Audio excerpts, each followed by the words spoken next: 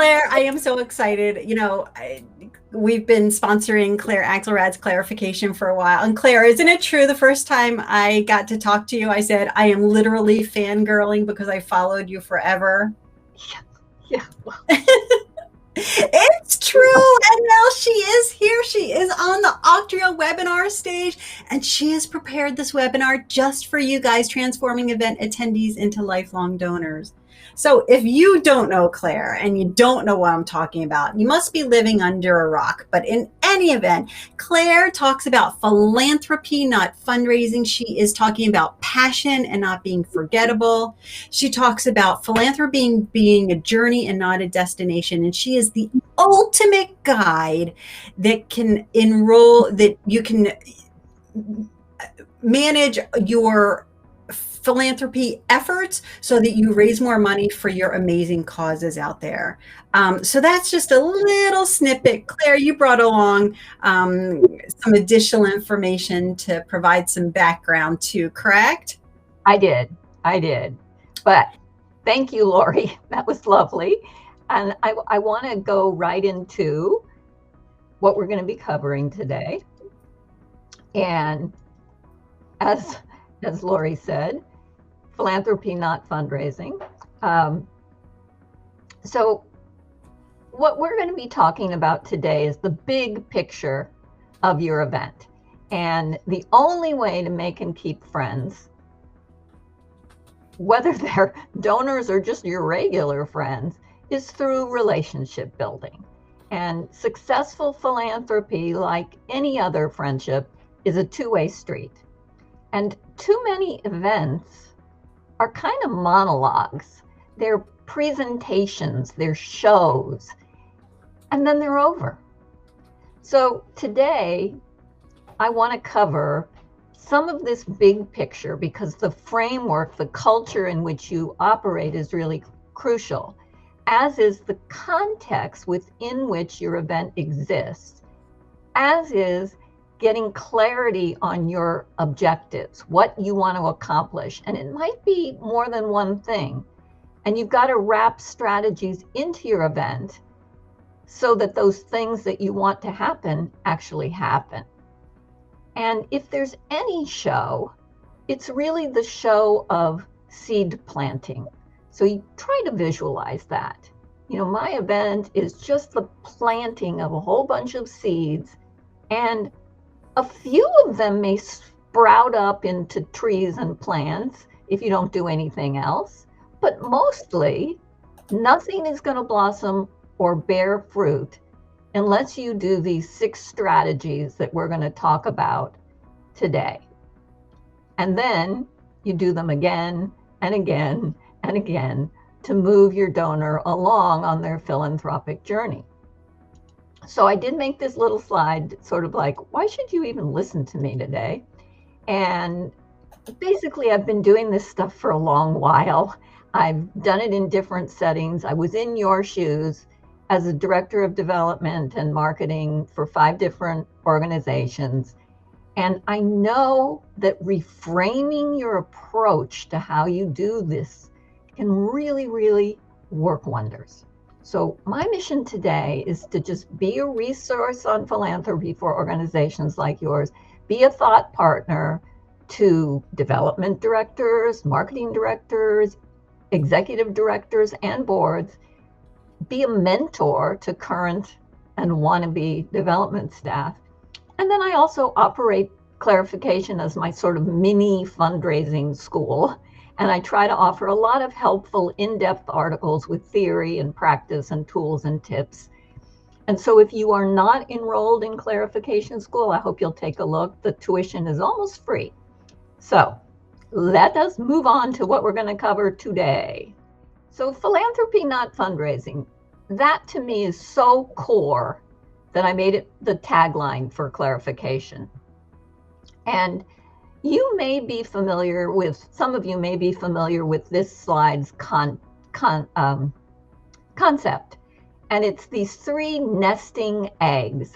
It's a paradigm that was kind of developed by one of my mentors, Kay Sprinkle Grace. And we throw these terms around a lot: philanthropy, development, fundraising, but what do they really mean? So let's start with the philanthropy egg, the big one, which is kind of the values universe, or the forest of values, and all of the things around are values. Some people care about the environment, some social justice, some women and children, some animals. So not every person out there is going to care about the values your organization enacts. And that's why we get to development, which is the process of enacting a lot of strategies to try to uncover shared values.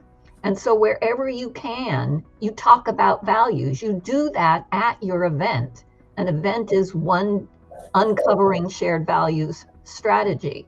So are newsletters, so are appeals, so are annual reports, so is your website. And if you can get people to focus on the values that brought them to your cause, you're going to get a lot further than trying to lecture them, teach them how to ask for money, whatever. So you're trying to get to this sort of transformative place where they go from being a mere attendee or a donor to becoming a lifelong donor. And it happens with this values focus. And then finally, in the fundraising egg, which I would really like to rename, I would like to defund fundraising. Take that scary fund word, which means money, out of the equation, because it's really not about money. It's really about philanthropy, which is philos, love, anthropy, humankind. And that's really what we're doing. That's the impact we create when we raise money. So I'd be happy if you never called yourself a fundraiser again and called yourself a philanthropy facilitator. And I would be really happy if AFP would change its name to APF, Association of Philanthropy Facilitators, instead of Association of Fundraisers. We tend to do this. It's like we talk about ourselves in ways that are not impact related, that are not values related. Like we call ourselves non-profits. Who else does that? Defines themselves by what they're not. We're social benefit. So that's enough soapbox for right now. And let's go to just mention the context that events occur. And you always want to be cognizant that what you're doing is moving people along this relationship building continuum. So maybe when they come to your event, they're merely aware, but they're not that interested. So you do things at the event that get them more interested, and then you get them more involved. And then finally, you get them to investment. And, events really create some momentum that you can use as the fuel to move folks to the next point. But if you don't plan ahead to build on this momentum, then your event attendees get stuck in place. So you really want to think in terms of what's next, depending on where the event attendees are now. And they may all be in slightly different places. Some are connecting for the first time. So your next goal with them, get them more interested, get them more involved. Others are already involved. They're donors, they're volunteers, they're members, they're service users. So your next goal with them is to get them to maybe invest more passionately than they've done up to this point. And then you want to get your event attendees to also think in terms of next. So you want the newbies to leave your event thinking, gee, I'd really like to get more involved with them. And you want the repeat attendees and your current supporters to think, I think it's time for me to really put my money where my mouth is. But, and this is the important part, they're not going to do it on their own. So, Think about this wonderful event you've just put on. You've pulled out all the stops. You've hosted this super engaging shebang. You've got mission-focused signage on the walls. You've had this mingling time. You had a silent auction to entertain people. You're promoting your upcoming live Fund a Need. You've got this sit-down dinner. You've worked really hard on the seating to make sure everybody's sitting with people that they'll be interested in, so they'll have a good time talking. You've got this mission program from the stage. People are learning, they're laughing, they're dancing, they're even shedding a tear or two if you put the program together really well. Maybe it was a virtual auction, like what Octria specializes in, and you did everything possible to make it super engaging. So people are amped up, and the event ends, and they walk out into the night, or they turn off their computer, and within 24, 48, 72 hours, it's pretty much erased from their consciousness. They're not thinking about what to do next with you. That's your job. So, once you've successfully planted that seed, you need to feed it and water it so it'll grow. Otherwise, that seed is wasted, and so is your event. And many of you may know that events are terribly inefficient as money raisers. The best return is maybe 50 cents on the dollar.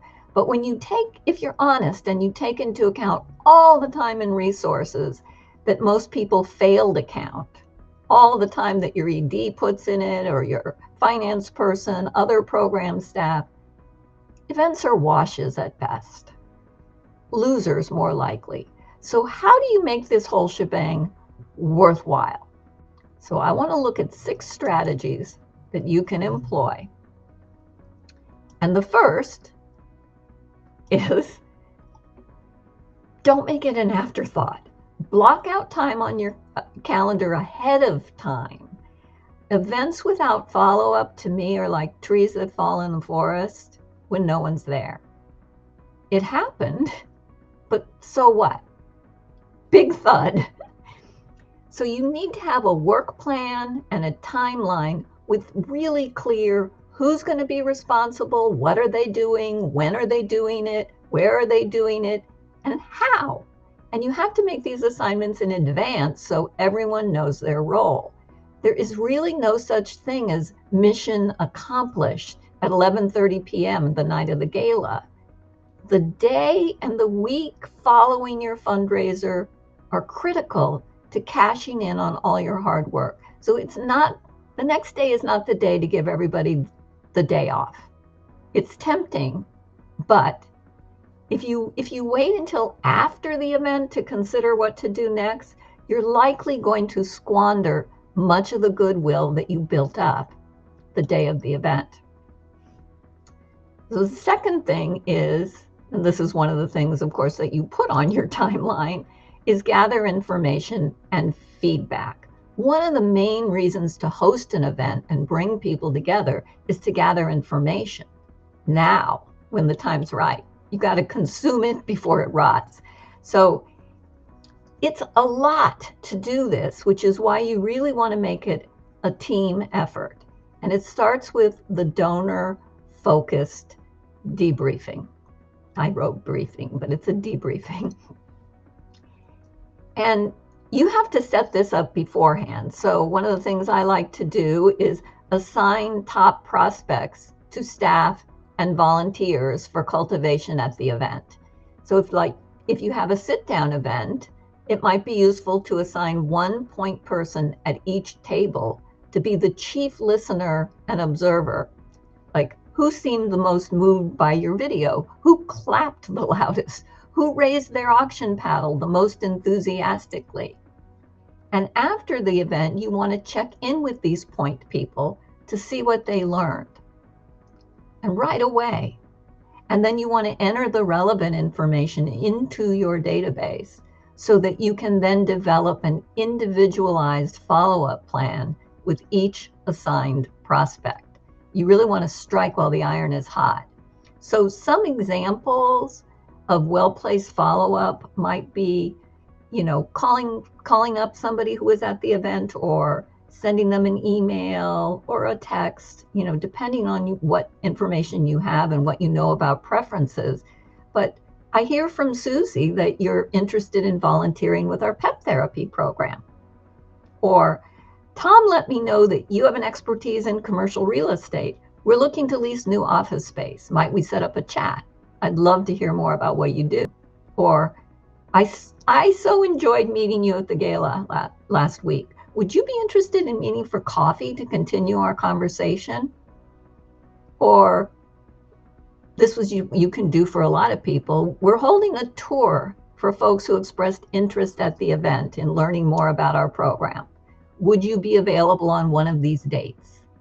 So you're really like moving people along to what's next. And then there's the overall event debriefing, which you want to do internally. You want to bring your team, your staff and our volunteers together to evaluate the event. So get this on the calendar before. It should happen ideally within 1 week of the event, and have an agenda. Put times to each item so you'll stay on track. What worked? What didn't work? Don't just focus on logistics, like whether blue napkins look good with green tablecloths. You want to focus on the attendees. So how many new people did you meet? Did you get to know ongoing supporters better? Did people seem happy? What seemed to resonate most with the attendees? How might you build on that? What are the lessons learned for next time? And then you can actually survey the attendees yourself.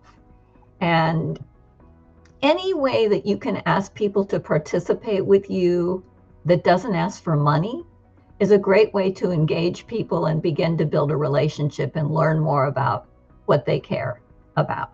So you could send a quick written survey, and it could either go with your immediate thank you, or it could go a week later when you send information reporting on your event results, which we'll talk about in a minute. You can use something easy like SurveyMonkey, which even has a template written for you with post-event survey questions. Quick surveys, Google Docs, they all have free versions, I believe. You could also randomly call a sampling of attendees and ask, do you have time to answer a few questions, a few short questions to help us improve for next year? And then you can ask, how satisfied were you with the event? What was your favorite experience or moment at the event? What could we improve on? What was your biggest takeaway? And my favorite question of all is there anything that I didn't ask you that I should have asked? Get a lot of great information with that. And if you do a auction that's like a Zoom auction, an online auction, you can ask the attendees to complete a short survey before they leave. Again, what did they most enjoy? What did they learn that was new? Would they recommend a friend join again next year? And so forth. All right. Now we're going to take a little pause, and I'm going to ask you a question, and you can put your answers in the chat. What do you think is the number one reason that people don't give again after the event, or don't give ever? They weren't asked, not thanked, they aren't asked. Yeah. Untimely thank you. You asked again, not asked. We did a survey where we're happy with the number. Okay. Not satisfied with the way the money was used. Yeah, that's a good one. They came to a party, but it wasn't followed up to connect with the cause. Yeah. You really, really have to wrap those mission moments into your event. You don't want an event where people come away like I had rubber chicken and there were speeches, but I don't really know. I can't remember who the organization was. And that's a real danger, as an aside, if you decide to have your event in a venue that's not your own, that's not like a hotel, but like maybe you have it at the local aquarium. Think long and hard before you do something like that, because many people will think, oh, I loved that aquarium event, and then they'll give to the aquarium. Okay, so you guys, I said the number one reason they don't give ever, and so that made a lot of you say they weren't asked, and you're absolutely right. I think Wayne Gretzky was a famous hockey player, and he said 90% of the shots I don't make don't go in. So yes, the number one reason they don't give it again after an event, they weren't thanked. So let's talk about saying thank you.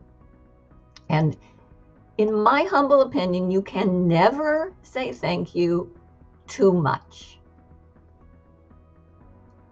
People have said in more than one survey that the number one reason they don't give again is they weren't thanked. And, you know, when I first heard this, I was like, how could it be that so many people say they weren't thanked?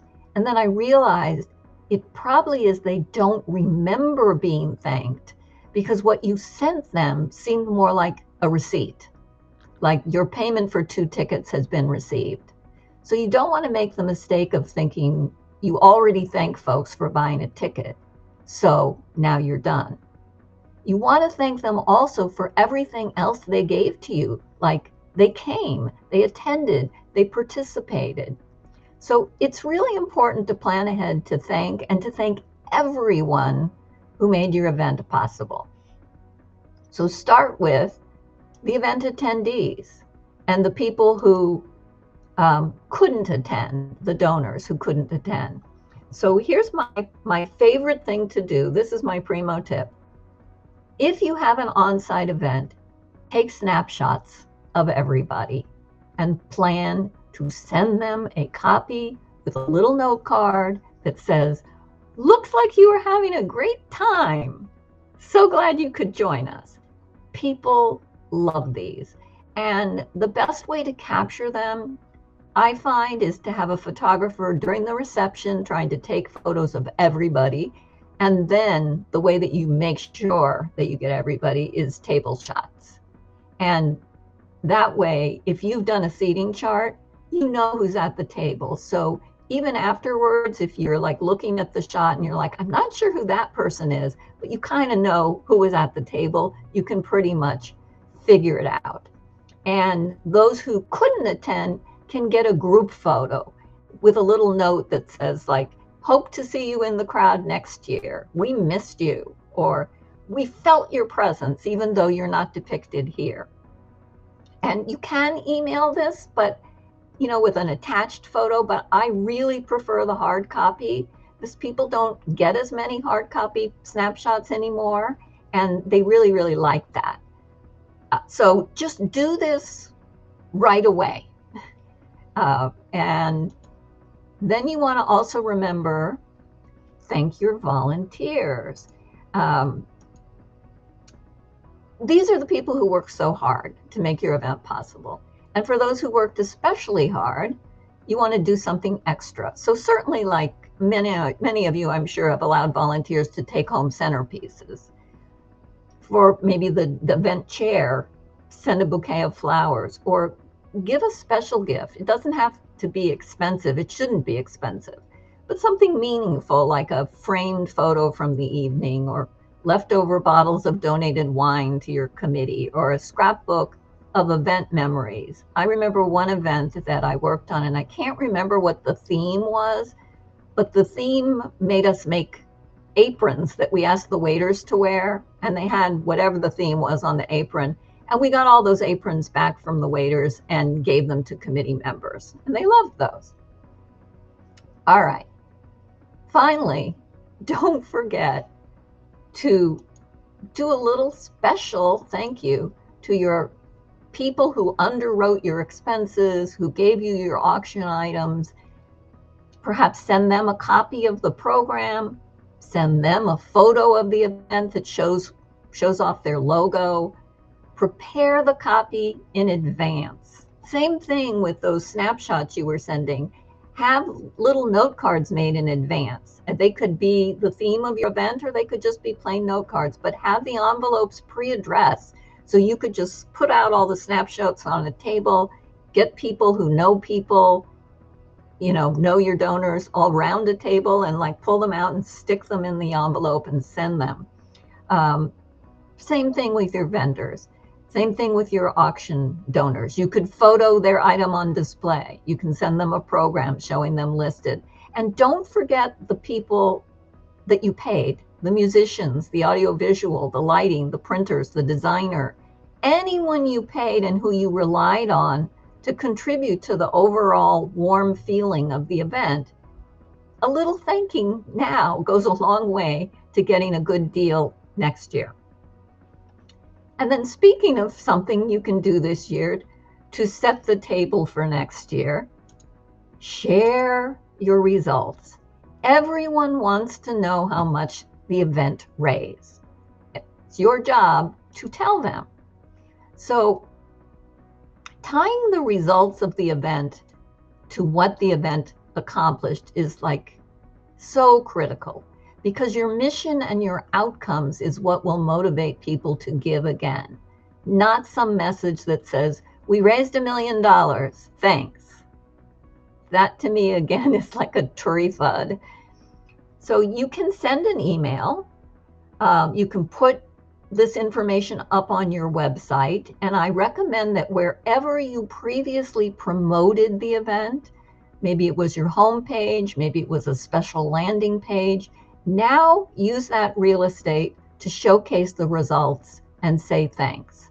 So text and images are really, worth 1,000 words. So consider like a big photo showing off your mission with a little caption. It could be a still from a video that you shared at the event. It could be volunteers working. It could be someone who will be helped because of the event, the money raised at the event. Try to stay away from photos of people standing at podiums speaking or sitting at tables eating. I know sometimes you have to have those because the donors and the people who put on the event require it, and it tends to be more like if you're doing an ad or you have a school newsletter or you're part of a religious community. But try not to put that in your thank you emails or texts, because people getting fed by your food pantry is more emotionally satisfying to donors than seeing tuxedoed guests getting fed at your gala. All right, let's look at one real life example of a post-event impact report from, this is a client of mine, Opportunity Fund, that makes micro loans so people can set up new businesses, food trucks, things like that. And it's really simple. You can see you raised $500,000 last night to help people like William, and there's William, start a business to support his family. Thank you.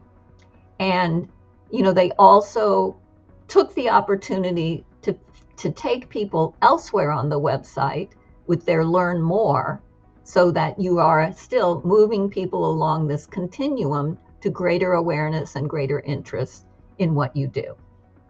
Okay, on to the next strategy to make sure your event has lasting value. You want to remind donors they were there, especially if you had one of these aquarium events. So people like you to show them that you know them. This has been borne out by a lot of research also. So the fact that they were at your event deserves mention whenever you can. So it's especially true if they think they just gave to you at the event. They bought a ticket, they bought a raffle entry, they bought an auction item, and now you're asking them to give again. So you may know that most of the cost of their ticket or their auction item purchase wasn't technically a charitable gift, but they don't think of it that way. So if you are saying, please give to our annual campaign, and they're like, what are you talking about? I just spent $1,000 at your auction. They need to be thanked for being there, for their participation in the event, for their generosity. So I really like to create a special segment in your annual campaign for event attendees. And all of those folks should get a special note from a volunteer or from you. You can just write it on the appeal. Thanks for attending the event. And I hope you'll, join our annual campaign this year as well.